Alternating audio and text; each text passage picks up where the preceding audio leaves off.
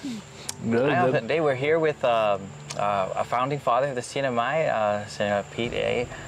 Tenorio, and we want to start out by asking, what are your, you want to introduce yourself to our students, your name, your where you grew up, your village? Oh yeah, okay, sure. Thank you very much, and thanks to you two guys for this interview, and Alfred, thanks for inviting me to join or to be part of the interview. Yeah, my name is Pedro A. Tenorio. That's my Chamorro name. But people call me Pete A. Sometimes I think somebody named me that to distinguish me from the other Pete Tenorio, Pete P. It's called Teno. So that's how I got my name, Pete A. I was born here. My parents came from here. I got 5 other siblings, and only 2 of us are remaining in the family now. I went to school here in called Marianas district at that time, elementary, intermediate school. There was no high school then at that time in 1957. Wow. So I went to Chuk. They call him now Chuk. I went there for 1 year. And then after 1 year of high school, training over there, I went to Guam. I got sponsored by a military family, Air Force family. I stayed in Anderson Air Force Base, and I graduated from Tumon Junior Senior High School, 1960. You guys were not even born yet. So, Senator, what caused the CNMI to want to create a covenant with the United States at the time? It sounds like times were good, times were fun. What was the initiative behind that covenant? Well, I think the politicians has a lot to do with us wanting to become a part of the United States, for example. You know, first of all, the United Nations mandated that the dependent territories should be given the opportunity for self-government or independence, as the case may be, and part of the administering authority's responsibility, and that is the United States over Micronesia, is to prepare us for self-government. And Marianas people have been exposed to American tradition, American system of government, from government to education and from medicine, social, everything else after the war. We were so exposed, just like the other Micronesian islands, but especially us, we were more exposed to American tradition, American culture, American education, that I think the people finally figure out that, hey, this is a good system that we must follow. So there came the very strong initiative by politicians to start thinking about self-government, about developing a government that is acceptable to all of us, and that is one that provides for opportunities for education, especially, and other kind of public assistance. So while the other entities or territories were seeking maybe independence or free association, eventually like what happened now is that there are several entities that develop out of Micronesia. The Northern Marianas District becomes the Commonwealth of the United States. Marshalls become a Republic of the Marshalls, as independent state in a way. And there's a federated state of Micronesia consisting of Chuk, Ponape, and Yap. And then there's Republic of Palau that also become, but they're all under what they call a federated states of Micronesia. So we're the only ones that chose that. We are the only one, and all the other districts were given the opportunity to become Commonwealth. But they have their own minds. They want to select what they want to do. So that's how we develop. We tried to unify as much as we could knowing that Micronesia is one entity, and we spend a lot of our time befriending everybody else, and you know, going through the same process of education and American system. But Micronesia, other districts decided they want to go on their own and become independent. What now, Senator, what were some challenges that you faced in forming the covenant? Challenges? Well, you know, from the very beginning, the two political parties, they call the Territorial Party and the Popular Party, they wanted to, for a long time, they wanted to become part of the U.S. Whatever ways that we can find or arrange or negotiate to become part of the United States is what they want. People here at that time was very economically minded. They see Guam as a very prosperous island entity, and they wanted to be part of Guam. The original thinking was, why don't we join Guam? It's so easy, we can integrate. So we voted over here for that, you know, system to integrate with Guam. That's the easiest way. We got relatives over there. We travel back and forth, and you know, we know so many things about Chamorros and Carolinians, of course, too. But then we voted overwhelmingly to join Guam, integrate with Guam, but the Guaminians decided, well, maybe it's not time yet to do that. We don't want any kind of burden. We're just developing right now, and yeah, you know, it's a burden for the Guam government and Guaminians to adopt us at that time, because we were just developing ourselves. Oh, there were some undertones, you know, some things underneath that were talked about, like the reason why Guam refused was because during Japanese time, Guam was invaded by Japan, and Saipan was part of Japan, and that why reintegrate with the former enemies of the Guaminians. And that was a very pervasive attitude. You know, it's something that carried on throughout my high school days, for example. Yeah. And even us are going to Guam, maybe your parents, maybe see your dad experienced this when they were going to Guam with a TT passport, and yes, we go in there, and the immigration guys from U.S. immigration will look at us and say, well, what are you doing over here? What you gonna do? When are you going back home? Like that, huh?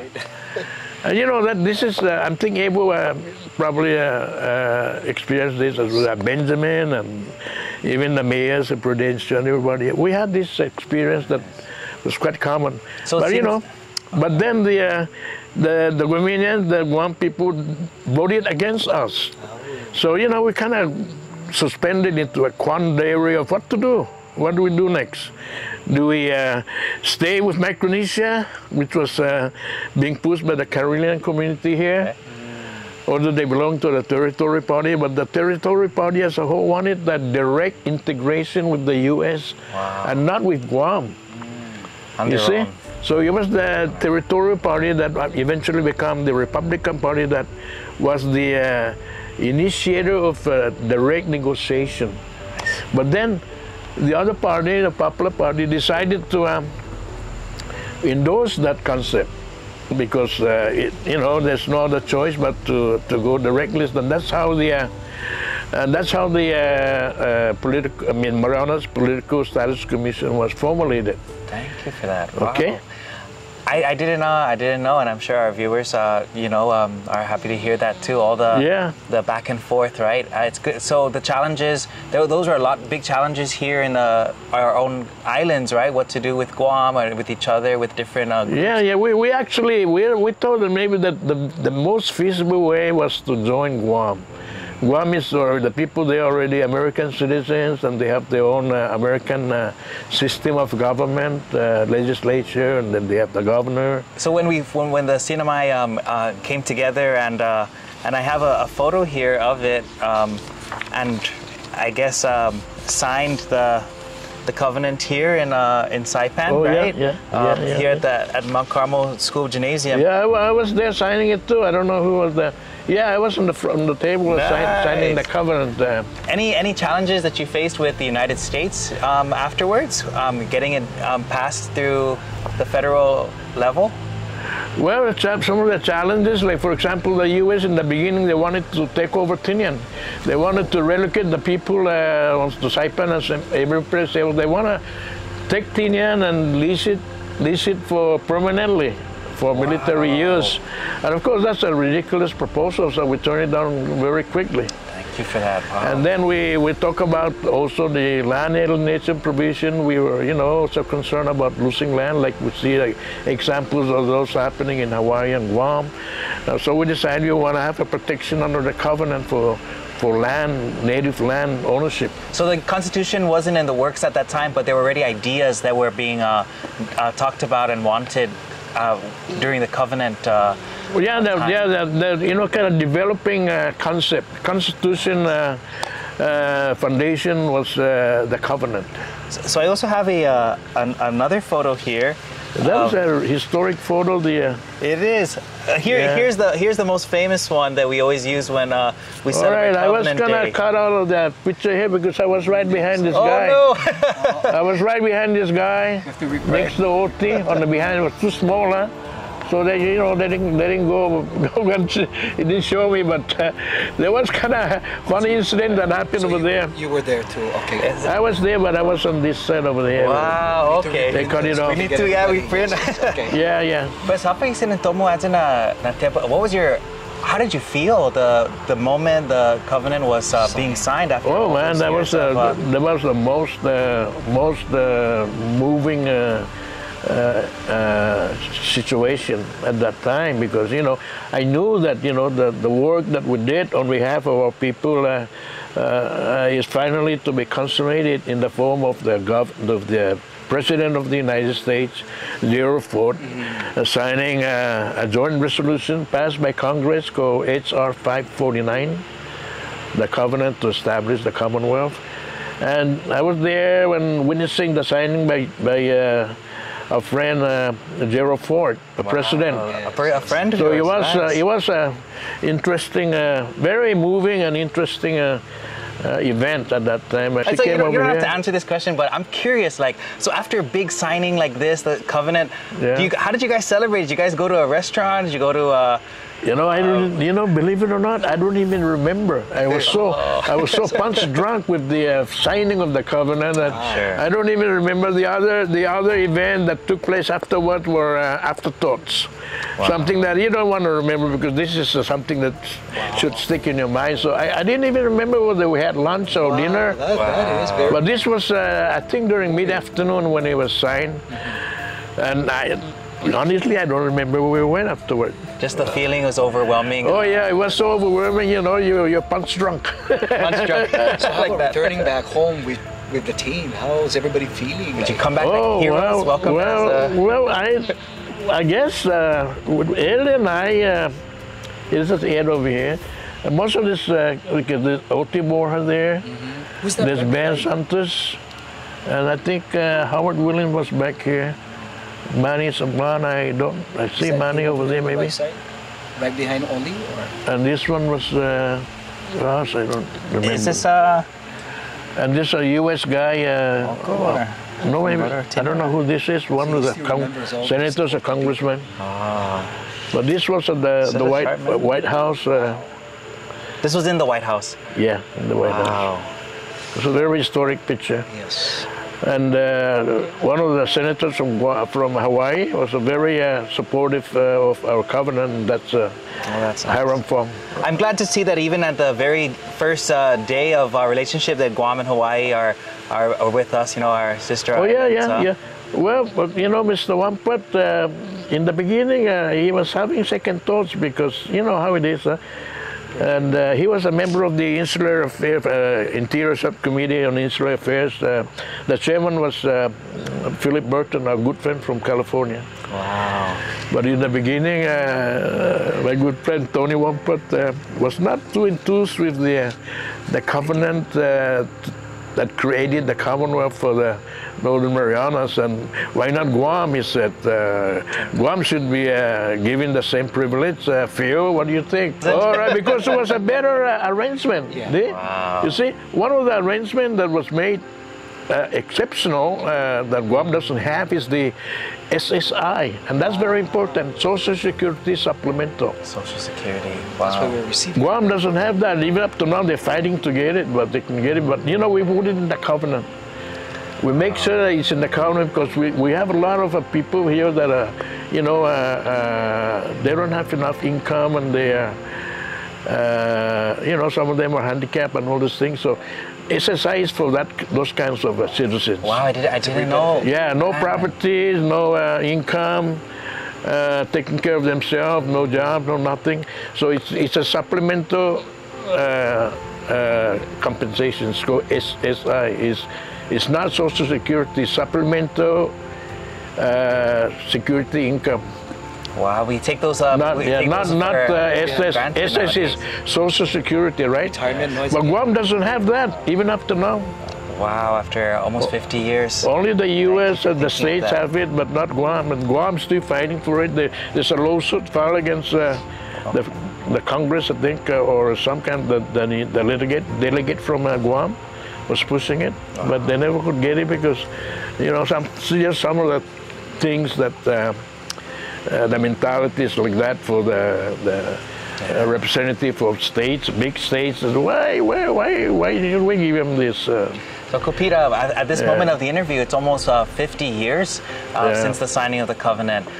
Is there any, if you could change back time now, is there anything that you'd like to add or subtract, knowing how things would have turned out in the past 50 years? Do you feel comfortable? Do you feel? Well, I feel, you know, you guys, I feel very comfortable, especially knowing that the people now, if you ask them would they want to renegotiate the covenant, they will flatly tell you, no way, we want to keep it this way. Wow. I mean, so long as people are happy with it, and they have reasons to be happy, because I think the covenant, although it's not a perfect document, it's one of the best documents that even other territories are trying to emulate now, like American Samoa, the Virgin Islands, Guam. We got some special provisions there that are not in standard, standard part of the states or other territories. So I have no regrets. In fact, I hope that people, the legislature, would not think of forming another Political Status Commission to renegotiate the covenant, because somebody would strike them dead. I mean, I think it's the best document that we have. Yes. So I am so happy that, you know, that we have this conversation and able to and on behalf of all the future generations and our students and our public school system, we want to say undangkulo na sa Jesus masi para itetomo durante natin covenant and you know, all the work and effort, you know. There you go, Vinny. I like your style of tomorrow. So it's good. I know it's a little bit you know, it's a very unique. Is there anything you'd like to say to our No, I just want to give them you know, if this is going to be played during Covenant Day, then I want to wish everybody a happy Commonwealth Day, and please remember our good friend and chairman of the Marianas Political Status Commission, Mr. Ed Pangilinan, a very good friend of mine, my childhood friend, and we grew up together. And unfortunately, he passed away a few weeks ago, and please pray for him. He's a brilliant guy, good guy, and he kept the commission together from the very beginning to the end. So that's a real important legacy for Mr. Pangilinan, and I just want to say that, yeah, okay? Thank you. On behalf of the CNMI, undangkulo na si Jesus masi para itsetsumizo ne hami pago mo resisibesti minaulig na beneficio. Si Jesus masi. Okay. Yeah. Está? You know, Okay, my name is Ben Santos. I am personally living in San Vicente village. Originally, I'm from Susupi. So, Govind, thank you so much for meeting with us. We want to thank you for your efforts and being a part of forming the CNMI Covenant. And Covenant Day is a special day for our whole Commonwealth. I want to ask you, being one of our founding fathers, what caused the CNMI to want to create a covenant with the United States? Why even bother, forming a relationship? Yeah, we really wanted to be a part of the United States. That period of time, Saipan was very poor. Imagine a woman working as a maid, only $1.50 a day. And even you have a degree, 33 cents an hour. Imagine. So we cannot just stood there and watch, the sun goes up and down. That's not the way to live. From the beginning, I was a school teacher. And I was trying to help with, still the life is hard for the family and all of that. So slowly we decided with a group of us. I belong to the Popular Party and much more active than the other party. The Popular represent poor people, really, and they're very good people to us.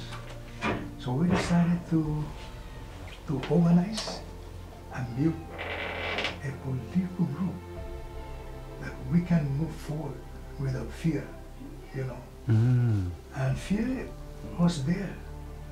As soon as we organized, not so many people like it. It's difficult to involve with the migration because of the custom background. So difficult. That's the reason. Our next question: What are some challenges that you faced in forming the covenant?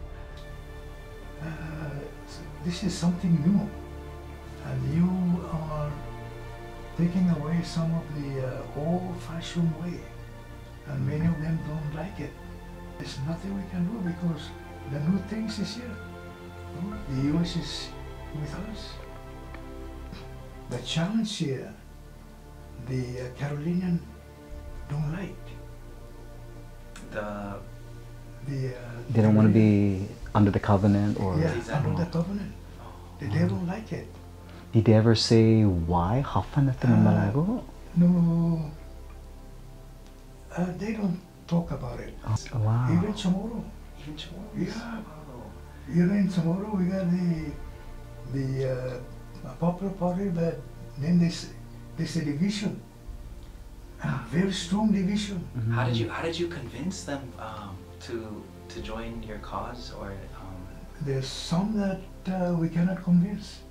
They already embedded in the mind and on against, So it's getting to be very difficult. People burning somebody's house because they dislike the party. What about working with the United States? Were there any challenges that the Status Commission faced working with the U.S.? No. To my recollection, everything was going smoothly. Is there something that you would like to add or subtract from it? Hafa malagupon talaika, sangkin senior and anotati itiampu. Hafa malagupon. It's good to take a look at what is happening to our people. Education-wise, in the economy and all of that. We have a very famous picture here. This is the signing of the covenant in Washington D.C. with the president at the time, Gerald Ford. Yeah. Start looking at at his hand while he's writing it, and he Kobobongbong corazon mo gin, I was so pleased and happy. Finally, the years we have spent with our people trying to get into the U.S. family, finally we got in there.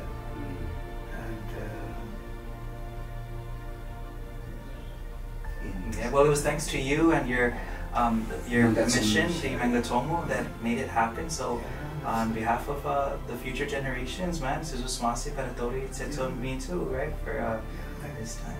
Hamizu munayam estina nalinala po in Mississippi po pues talo undang kulo na si Jesus masi. All para hogos and mga tsummo. Thank you for all your work you've done for us.